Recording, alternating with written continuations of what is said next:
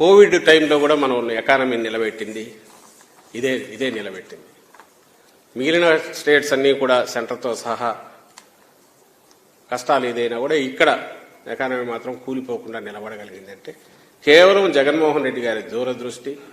ఎల్లకాలం మనం ఇచ్చి తాయిలాలు ఇవ్వడము, వాళ్ళను దాని మీద ఆధారపడేటట్టు చేయడం కాకుండా వాళ్ళ కాళ్ళ మీద వాళ్ళు నిలబడేటట్టు చేయగలగడం అనేది ఆయన చేసిన పెద్ద కంట్రిబ్యూషన్ స్టేట్కు. ఇది నిజంగా కూడా అభివృద్ధి కూడా ఉపయోగపడింది. ఇది కాక వెల్త్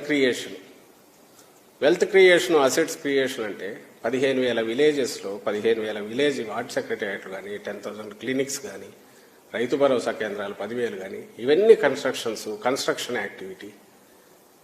అలాగే దానికి మించి 31 లక్షల ఇళ్ల స్థలాలు అవి వాళ్ళ పేరు మీద పట్టాలు ఇవ్వడము, దాని వాల్యూ ఎంత లెక్క వేసుకుంటే అది ఎక్కడికి పోతుంది? ఇదంతా కూడా ప్రతి ఒక్కరూ ఒక్కసారి పేదరికంలో నుంచి వాళ్ళు తాము కూడా 4 రూపాయలు సంపాదించుకోవడమే కాకుండా మరింత పెరగడానికి కూడా అవకాశం వచ్చే రకంగా ఒక స్కోప్, ఒక అవకాశం, ఛాన్స్ క్రియేట్ చేయడం అనేది ప్రభుత్వం చేసిన పెద్ద డెవలప్మెంటల్ యాక్టివిటీ.